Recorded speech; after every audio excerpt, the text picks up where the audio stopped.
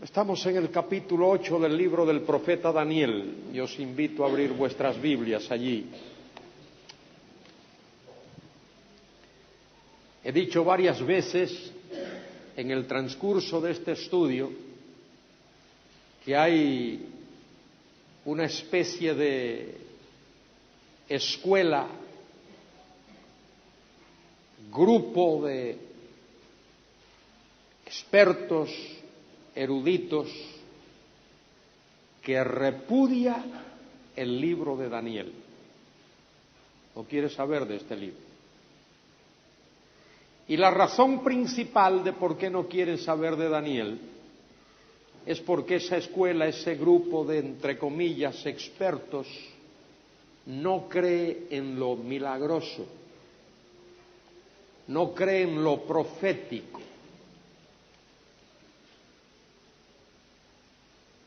No cree que Dios puede anunciar con mucha antelación las cosas que van a ocurrir, que Dios puede decirnos lo que va a ocurrir antes de que esas cosas ocurran. Esas personas dicen, el autor del libro este, que se llama de Daniel, no vivió a finales del siglo VI antes de Cristo, no escribió este libro por el año 525 antes de Cristo, no. Este libro, dicen ellos, fue escrito por alguien que vivió en el siglo II antes de Cristo. Es decir, unos 300 o más años después, cuando ya todos estos acontecimientos habían ocurrido.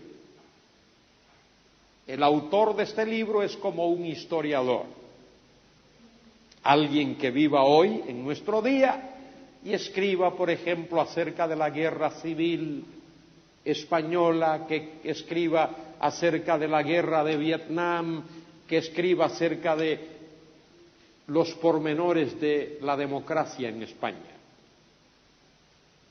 Es decir, está escribiendo post eventum, después que esos acontecimientos ocurrieron. Nosotros no creemos así. Creemos que Daniel fue un profeta de Dios, que Daniel escribió estos acontecimientos mucho antes de que tuviesen lugar, porque Daniel escribe profecía. Daniel nos dice cosas asombrosas que todavía yacen en el futuro, no han ocurrido todavía. Pero a veces Dios nos da un cuadro de algo que ha sucedido para enseñarnos la verdad. Dios nos dice, ¿veis esto? Esto es una ilustración. Esto indica lo que va a ocurrir. Y nos prepara para ello. Este es el caso del capítulo que vamos a leer y estudiar en esta noche. En el año tercero del reinado del rey Belsasar, eso fue en el año 551 antes de Cristo, ya que Belsasar comenzó a regentear, fue regente, su padre se había jubilado a un monasterio,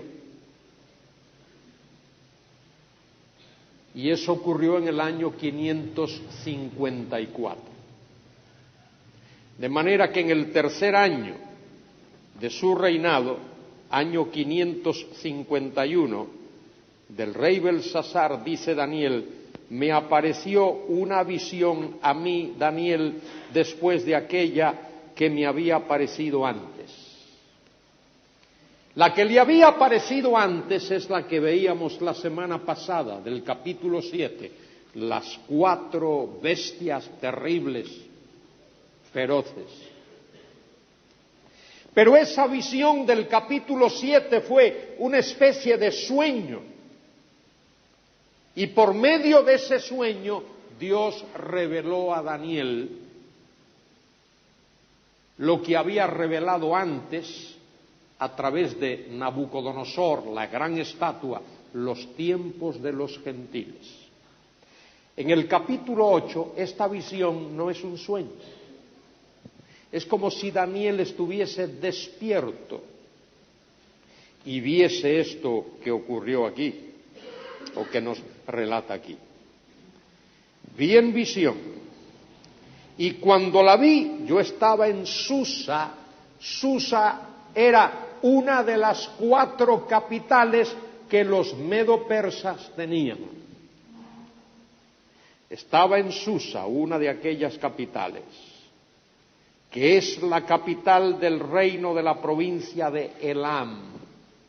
Elam era un territorio que los medo-persas habían conquistado, habían adquirido, y allí habían puesto una de sus capitales, uno de los palacios. Vi pues en visión, estando junto al río Ulai, y mire toda la precisión histórica que Daniel da. Nos habla de Belsasar, personaje histórico. Nos habla de el año de su reinado cuando esto ocurrió. Nos habla de Susa, la capital. Nos habla de la provincia donde esa capital estaba, Elam. Y nos habla del río Ulai. Es decir, nos sitúa históricamente, geográficamente, dentro de las circunstancias cuando este acontecimiento que él nos va a relatar, esta visión tuvo lugar. Alcé los ojos y miré. Y aquí un carnero que estaba delante del río y tenía 2 cuernos. Y aunque los cuernos eran altos, uno era más alto que el otro, y el más alto creció después. Mire el simbolismo que utiliza aquí Daniel. El carnero tiene 2 cuernos. Los 2 cuernos son altos, pero uno de esos 2 surge después. Ese carnero, si uno lee más adelante, observará, representa al imperio de los medo-persas. Los medos y los persas eran primos, por así decir. Es decir, pertenecían a la misma cultura, a la misma raza, aunque eran 2 naciones. Y por un tiempo estuvieron separados y hasta que pelearon el uno contra el otro. Pero en un momento en la historia los 2 pueblos se unieron, medos y persas. Los medos habían sido más famosos que los persas antes de esa unión, pero después de que esa unión tuvo lugar, los persas se hicieron más famosos porque su jefe, su caudillo, su rey, Ciro el Grande, era persa y fue un gran líder que logró unificar a las 2 naciones y tomó el mando. Él fue el que guió los ejércitos medo-persas en el año 539 para la captura de la ciudad de Babilonia. Muy bien. el más alto creció después. Vi que el carnero hería con los cuernos al poniente, es decir, hacia el oeste, al norte, al sur, y que ninguna bestia podía pararse delante de él. Él lo vencía, podía parar delante de él. Ni había quien escapase de su poder, y hacía conforme a su voluntad y se engrandecía. Esa unión de los medos y los persas levantó un tremendo imperio. Territorio conquistado al norte como Asiria y la misma Babilonia. Y luego al oeste de ellos todo lo que era el Asia Menor, y al sur Egipto, y los medos y los persas lograron establecer, controlar un tremendo imperio, tremendo poder. Versículo 5. Mientras yo consideraba esto, he aquí un macho cabrío. Venía del lado del poniente, es decir, venía del occidente al oriente, sobre la faz de toda la tierra, sin tocar tierra. Es decir, ese macho cabrío venía con una velocidad tremenda, tan veloz que sus patas apenas tocaban la tierra. Y aquel macho cabrío tenía un cuerno notable entre sus ojos, uno solo, un cuerno notable entre sus ojos. Y vino hasta el carnero de 2 cuernos, que yo había visto en la ribera del río, y corrió contra él con la furia de su fuerza. Y lo vi que llegó junto al carnero y se levantó contra él y lo hirió y le quebró sus 2 cuernos. Y el carnero no tenía fuerzas para pararse delante de él, lo derribó por tanto en tierra y lo pisoteó, y no hubo quien lo librase del carnero, al carnero de su poder. El macho cabrío de un solo cuerno venció al carnero de 2 cuernos. Vamos a leer poquito más, pero vamos a adelantar lo que esto significa. Ese carnero de 2 cuernos, como he mencionado ya, representa, es una figura de la unión de los medos y los persas. Por eso habla de esos 2 cuernos en un solo animal. El macho cabrío que viene del poniente representa, simboliza al gran conquistador Alejandro el Magno. Alejandro fue el hijo de Filipo de Macedonia. Filipo de Macedonia, como su nombre lo indica, de Macedonia, se había convertido en un tremendo líder.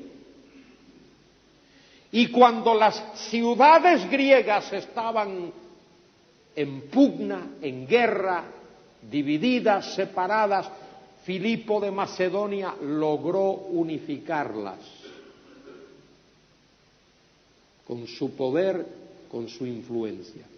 Y su hijo Alejandro nació en la ciudad de Pela en el año 356 antes de Cristo, y desde pequeño entró en el ejército, se hizo un gran soldado y a la edad de 20 años ya era un general famoso en el ejército de su padre.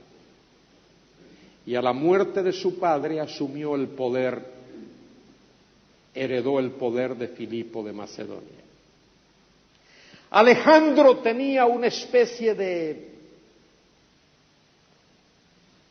odio, sí, podía ser odio, resquemor, resentimiento contra los medo-persas,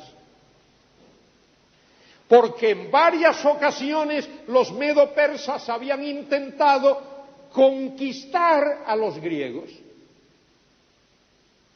Y Alejandro estaba esperando la oportunidad para, como diríamos en nuestro castizo, para meterle mano a los medo-persas. Y preparó su ejército. Era toda una empresa. Mire lo que hizo Alejandro. Convocó a los soldados griegos de todas las distintas partes de Grecia y de Macedonia. Pero aquellos soldados, aunque hablaban el idioma griego, eran dialectos diferentes y prácticamente no se entendían el uno al otro, o el uno con el otro. Y Alejandro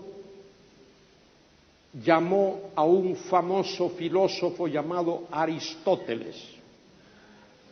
Aristóteles había sido su tutor, su maestro. Y Alejandro entregó a Aristóteles la tarea de ser una especie de ministro de educación, para que todos sus soldados hablasen el mismo idioma, el mismo dialecto griego. Y Aristóteles lo consiguió. De ahí surgió el llamado griego koiné, el griego común. Ese es el griego en el cual el Nuevo Testamento está escrito. Ese es el griego en el cual la Septuaginta fue traducida. El koiné, griego común. Y la idea de Alejandro era conquistar todo el imperio de los medo-persas. Y si lo lograba, eso significa que tendría no solo lo de los medo-persas, sino lo que había sido de Babilonia.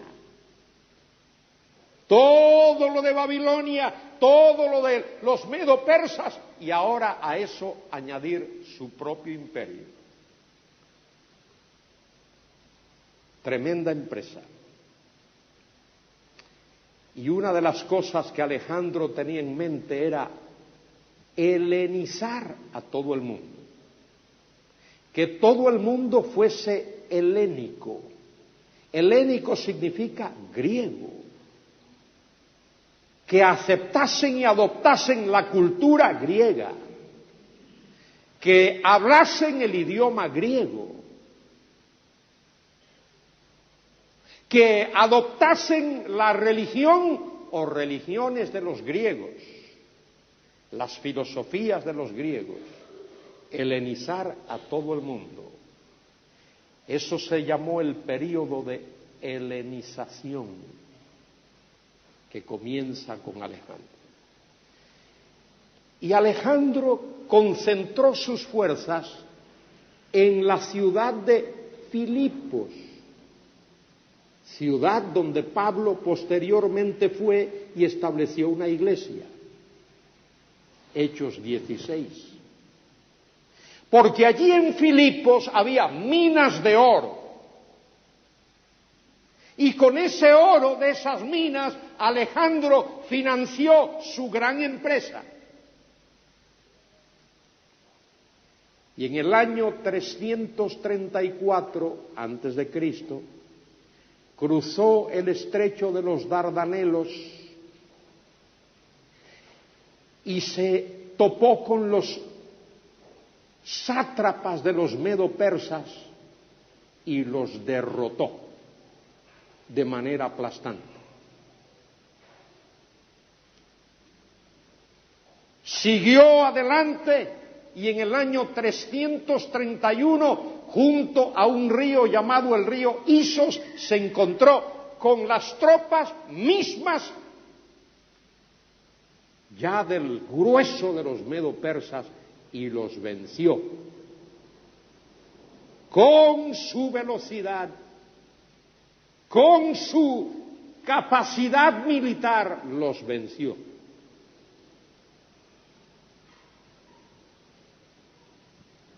Y luego, poco después, en una gran batalla llamada la batalla de Ecbatana, venció al mismo rey Darío.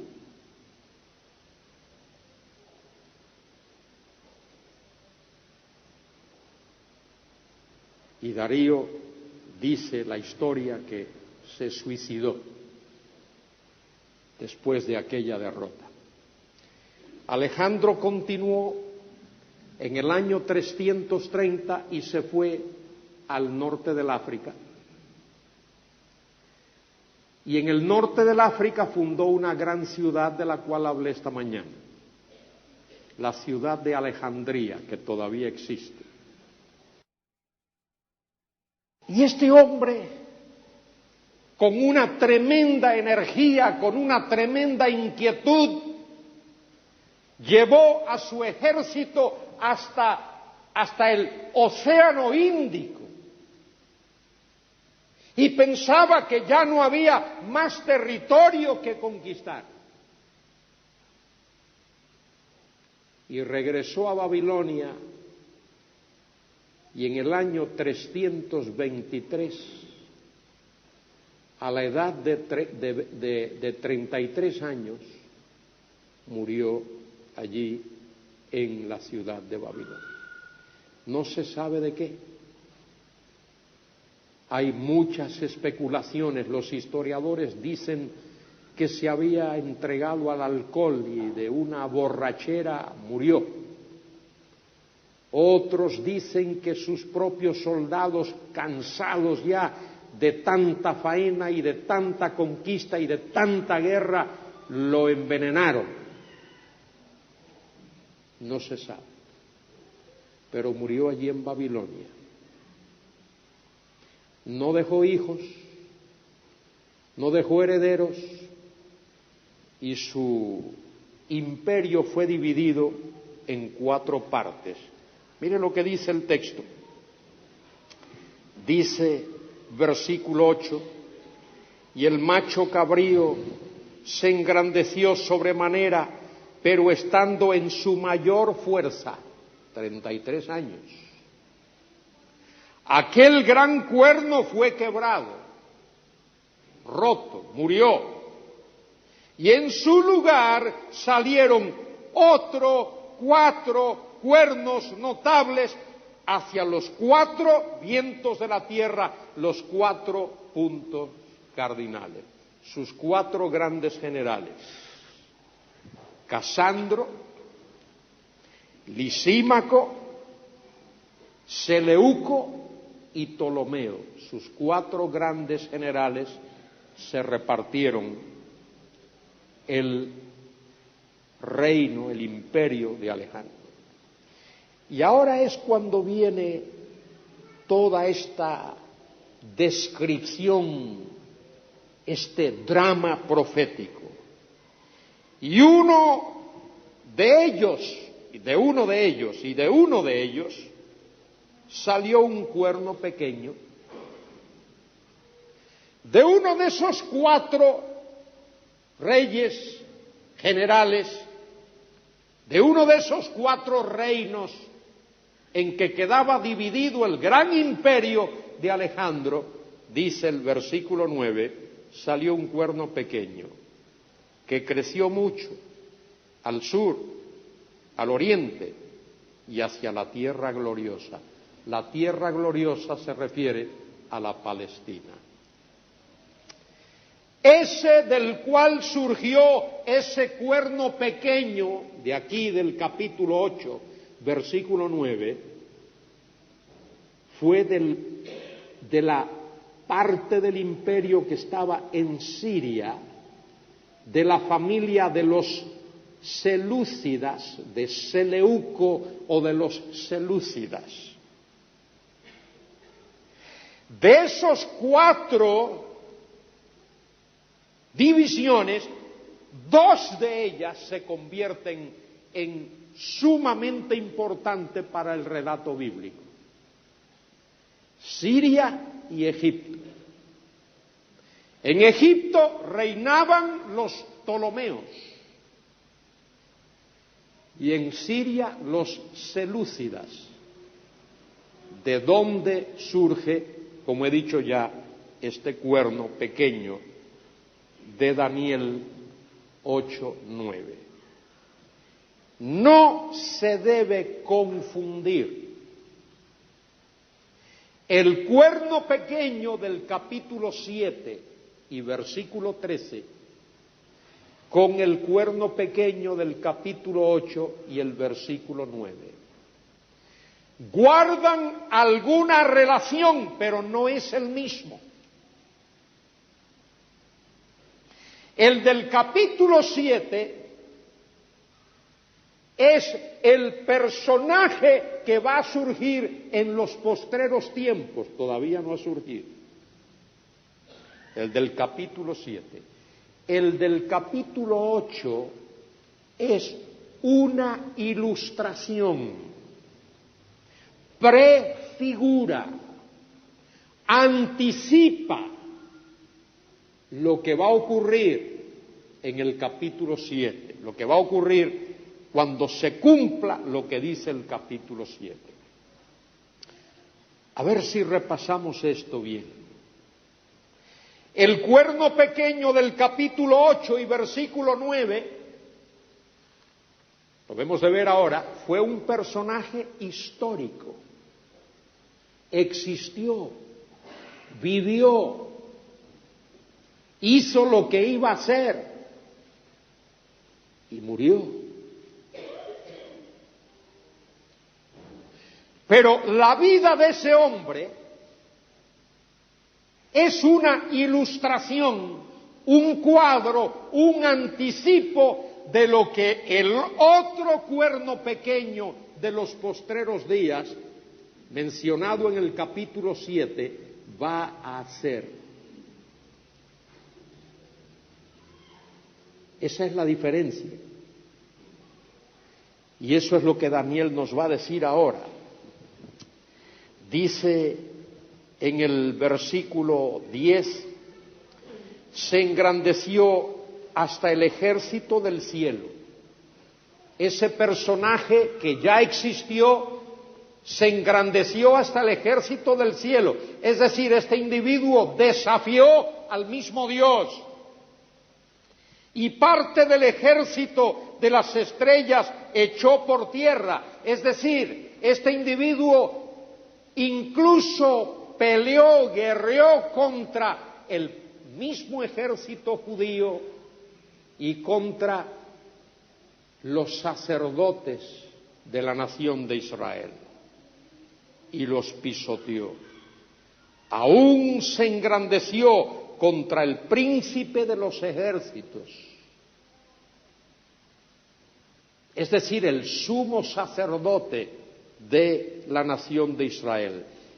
Y por él fue quitado el continuo sacrificio. Cuando este individuo reinó, este personaje reinó entre los años 175 antes de Cristo y 164, invadió la ciudad de Jerusalén, penetró en la ciudad, penetró en el templo sagrado de los israelitas, en el lugar santísimo, y allí profanó el altar, ofreció un cerdo en el altar del sacrificio y en el lugar santísimo levantó una estatua del dios pagano de los griegos del dios Zeus. Es decir, este individuo hizo en miniatura, hizo en pequeño lo que el anticristo de los postreros tiempos va a hacer en grande. Mírelo aquí. Versículo 11. Aún se engrandeció contra el príncipe de los ejércitos y por él fue quitado el continuo sacrificio y el lugar de su santuario fue echado por tierra. Lo profanó, lo ensució, y a causa de la prevaricación le fue entregado el ejército junto con el continuo sacrificio. El sacrificio ya no pudo ser ofrecido, el continuo sacrificio, todos los sacrificios diarios y semanales y mensuales y toda la estructura religiosa de los hebreos fue quitada. Este individuo anuló, quitó, canceló la adoración en el templo. Y eso es lo que el anticristo que ha de venir va a hacer cuando aparezca en medio de la gran tribulación. Y echó por tierra la verdad, la palabra de Dios, e hizo cuanto quiso y prosperó. Dios permitió que prosperara. Entonces oí a un santo que hablaba y a otro de los santos preguntó aquel que hablaba: ¿hasta cuándo durará la visión del continuo sacrificio y la prevaricación asoladora, entregando el santuario y el ejército para ser pisoteado? La pregunta es: ¿cuánto tiempo durará esa profanación del santuario? Y la respuesta es: él dijo, hasta 2300 tardes y mañanas. Eso equivale a 2300 días. 2300 tardes y mañanas. Luego el santuario será purificado. Y fue así. Fue así. Esto ocurre dentro de ese período de la historia de Israel que se llama la Guerra de los Macabeos. Los Macabeos, grupo israelita de una familia, ese grupo organizó un ejército. Y ese ejército luchó contra este inicuo llamado Antíoco Epífanes el cuarto. Interesante, Epífanes significa el manifiesto, el revelado, el manifiesto. Los judíos le pusieron un apodo. En lugar de llamarlo Antíoco Epífanes, lo llamaban Antíoco Epímanes. Epímanes significa loco. En lugar del manifiesto, el ilustrado, el loco. Este individuo era terrible, terrible en sus sentimientos, terrible en su actuar. No respetaba a nadie. Al único que quería era a su propia persona. Y fue así. En el año 171, el 6 de septiembre del año 71 comenzó esa guerra y duró exactamente 2300 días. Terminó el 25 de diciembre del año 165 al 64. 2300 días. Y Antíoco fue derrotado, fue vencido. y el templo fue purificado. Por eso el 25 de diciembre los judíos celebran lo que llaman el Hanukkah. Hanukkah significa la fiesta de las luces. Y es posible que de ahí posteriormente se heredó la celebración de la Navidad, el día 25 de diciembre. Dice más el texto. Entonces oí a un santo que hablaba y a otro de los santos que preguntó a aquel que hablaba: ¿hasta cuánto durará la visión del continuo sacrificio y de la prevaricación asoladora, entregando el santuario y el ejército para ser pisoteado? Y él dijo: hasta 2300 tardes y mañanas, luego el santuario será purificado. Y aconteció que mientras yo, Daniel, consideraba la visión y procuraba comprenderla, he aquí se puso delante de mí uno con apariencia de hombre, y oí una voz de hombre entre las riberas del Ulai, que gritó y dijo: Gabriel, enseña a este la visión. Y por primera vez en la Biblia se menciona al ángel Gabriel, ese que apareció a la Virgen María, ese que aparece varias veces en el Nuevo Testamento. Daniel no entendía esta visión, y Dios manda al ángel Gabriel para que enseñe, para que revele, para que ilustre a Daniel respecto de lo que ha visto. Daniel mismo confiesa que no entiende, que no sabe, está perplejo, está debilitado. Vino luego cerca de donde yo estaba, y con su venida me asombré y me postré sobre mi rostro. Pero él me dijo: entiende, hijo de hombre, porque la visión es para el tiempo del fin. Es decir, esta visión respecto de Antíoco Epífanes el IV, que históricamente tuvo lugar 300 años después de Daniel, Dios dice: la realidad de esa visión y su cumplimiento final es para el tiempo del fin, es para los postreros días, es para los últimos días. Todavía esto tiene repercusiones proféticas y teológicas que no se han cumplido. Mientras él hablaba conmigo, caí dormido en tierra sobre mi rostro, y él me tocó y me hizo estar en pie, y dijo: he aquí, yo te enseñaré lo que ha de venir al fin de la ira, porque eso es para el tiempo del fin.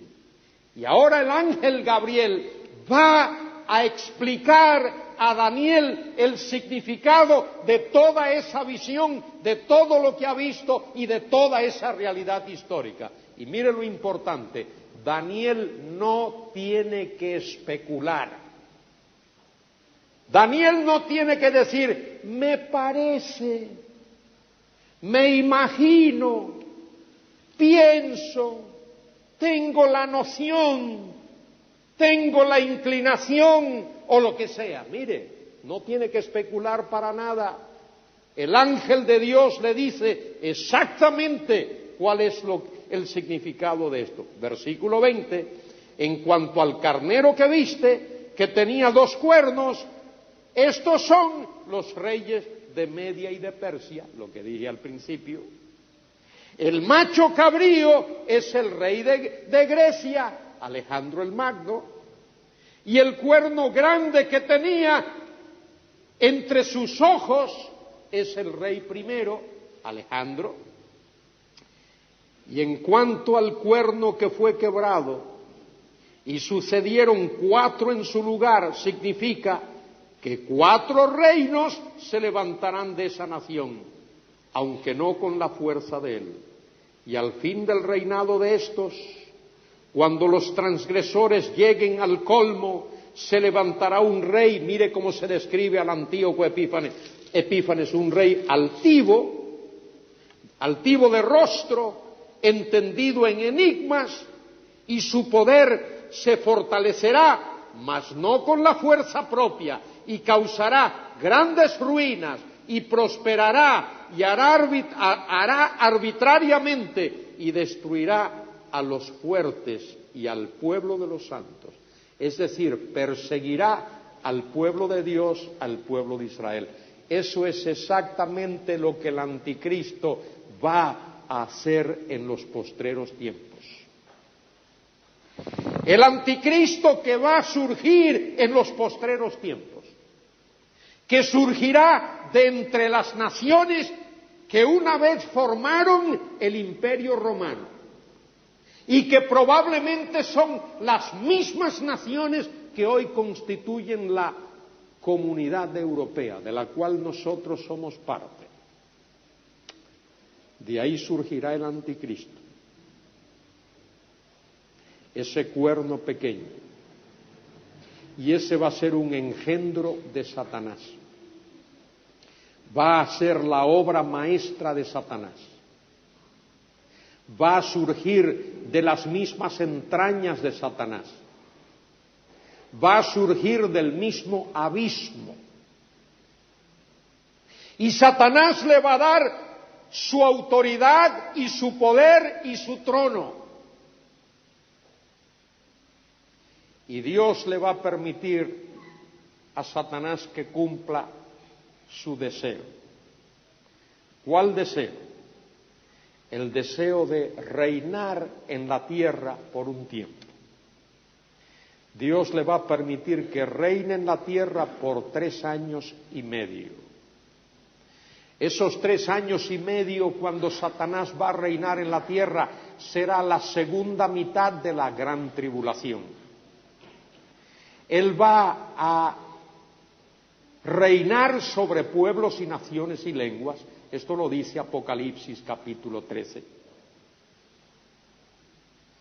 Ese individuo, ese anticristo, justo en medio de la gran tribulación, sufre una herida mortal, muere, es herido de muerte.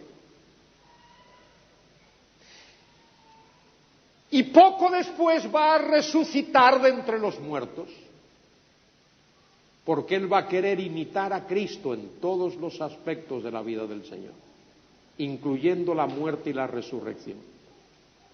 Y cuando surge de entre los muertos, aparece otra vez ese personaje, el mundo va tras él.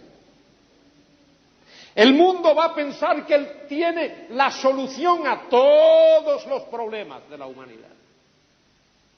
Problemas sociales, problemas económicos, problemas de salud, problemas emocionales, todos los problemas, hasta religiosos.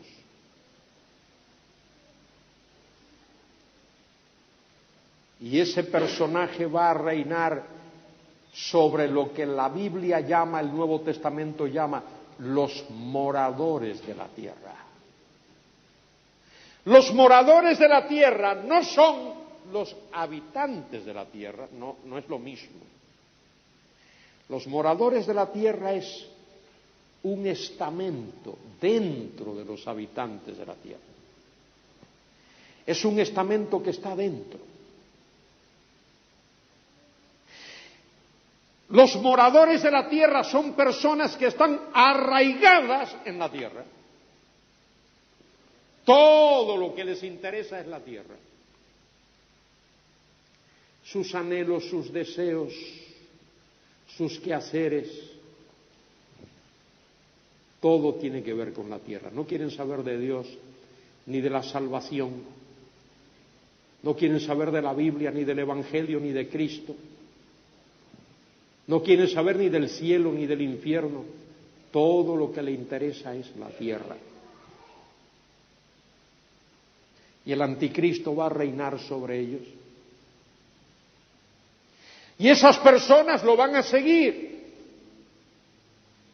Y van a aceptar y van a adoptar sus principios y su ética y su moral.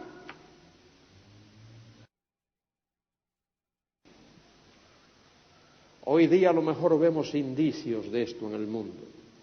No vemos la realidad, vemos indicios. La gente está por todo aquello que le produzca satisfacción personal, todo aquello que les haga sentirse bien, sea bueno, sea malo, sea ético, no sea ético, si les hace sentirse bien.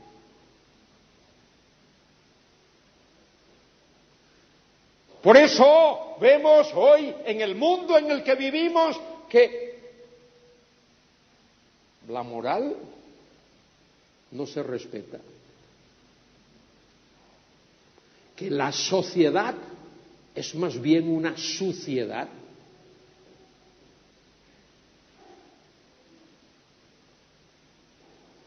Y hombres y mujeres, y grandes y pequeños, y famosos, y filósofos, y científicos, y poetas, y escritores, y cineastas, pues ahí está, todo vale. La mujer que tienes ahora no te cae bien, tú la dejas, hay otras. Y las mujeres hacen lo mismo. No le gusta el marido que tienen ahora, pues lo dejan y buscan otro. Y esa es la ética que se nos está dando hoy. Por la radio y por la televisión y por la prensa y por las películas.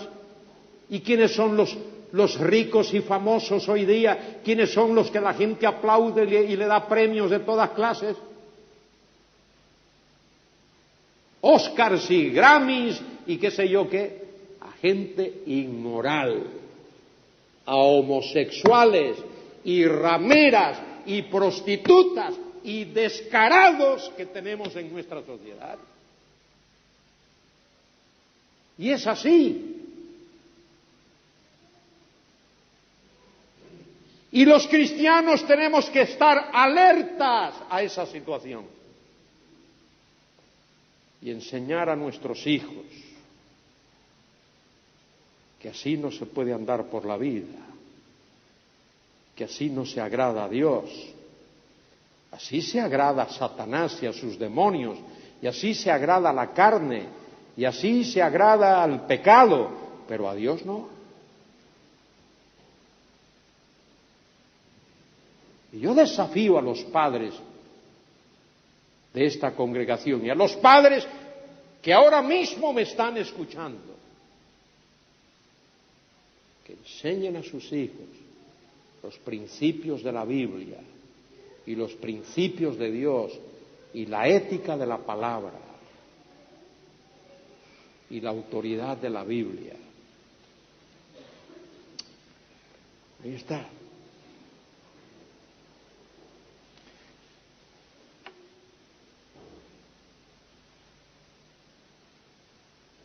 Y al fin del reinado de estos, cuando los transgresores lleguen al colmo, mire lo que dice ahí, ¿ve lo que dice ahí?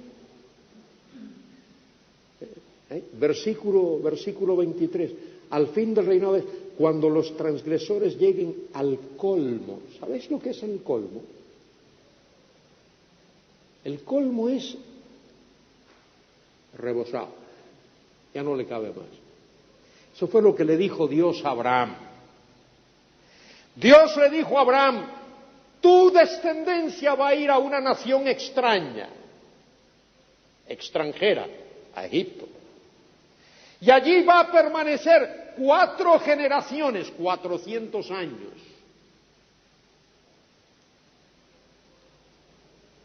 Mas cuando llegue a su colmo, la maldad del amorreo los sacaré de allí. Génesis 13, 15, ahí está. Y la maldad del amorreo llegó a su colmo. La gente cree que Dios es demasiado débil para resolver lo que está ocurriendo en el mundo hoy. Es una filosofía. Otra filosofía es Dios no le importa, se lava las manos. Las dos grandes filosofías es o a Dios no le interesa o es demasiado débil que no puede hacer nada. Pero ninguna de esas dos cosas son ciertas. A Dios le interesa. Y Dios es todopoderoso.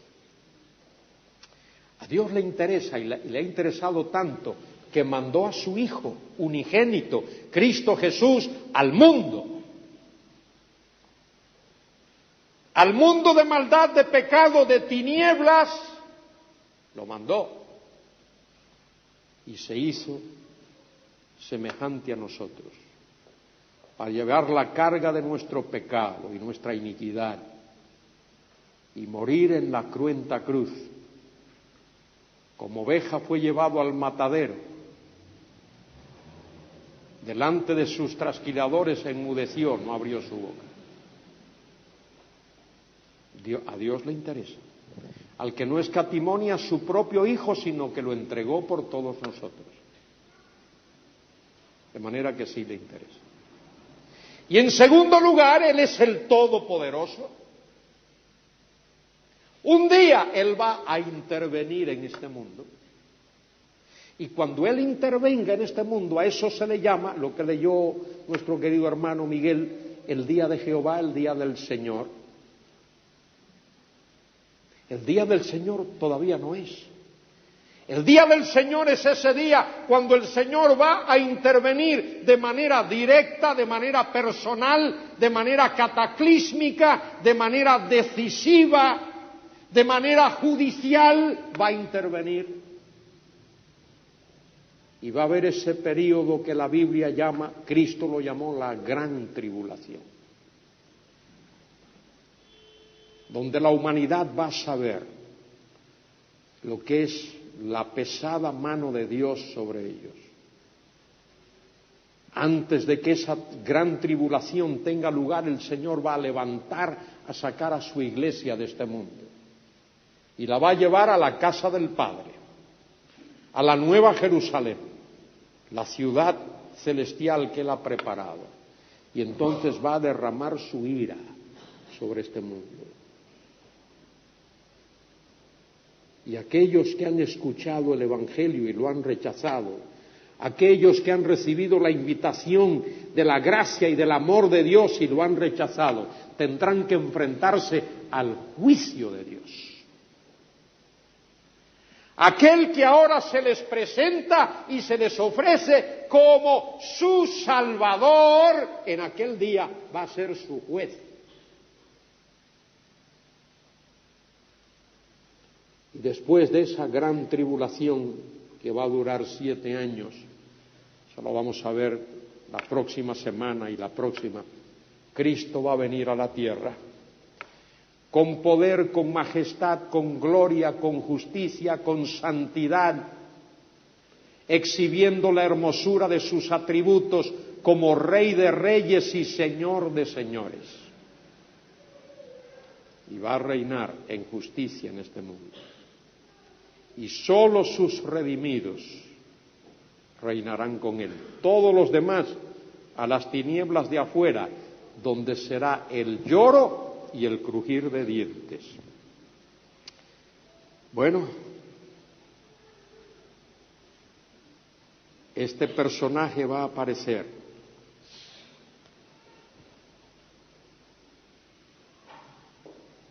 Pero Dios, el Señor Jesucristo, lo va a destruir con la espada que sale de su boca. El pasaje que se nos leyó allí en Segunda a los Tesalonicenses describe a este individuo. Mire lo que dice. Dice: nadie os engañe en ninguna manera, porque no vendrá sin que antes venga la apostasía y se manifieste el hombre de pecado, el hijo de perdición, el cual se opone y se levanta contra todo lo que se llama Dios o es objeto de culto, tanto que se sienta en el templo de Dios como Dios, haciéndose pasar por Dios. Y luego dice en el versículo 8: entonces se manifestará aquel inicuo a quien el Señor matará con el espíritu de su boca y destruirá con el resplandor de su venida. Y esa es la palabra. Y ese es el mensaje. Y si Dios te ha hablado a ti en esta noche, abre tu vida y da cabida al Señor Jesucristo. No vivas en los caminos de Satanás. No satisfagas los deseos de tu carne, ni de tus pensamientos.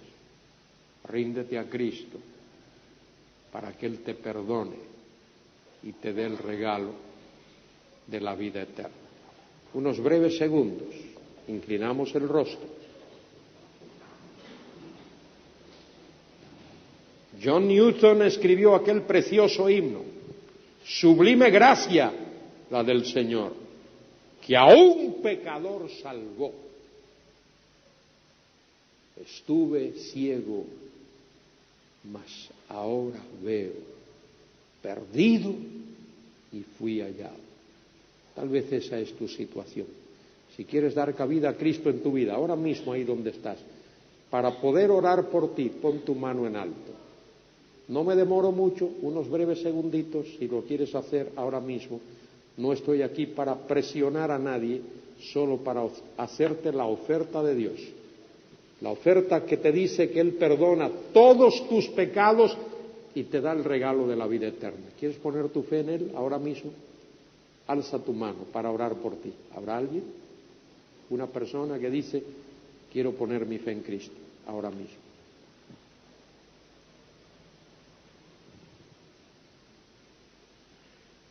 Padre, tú conoces el corazón de cada persona aquí.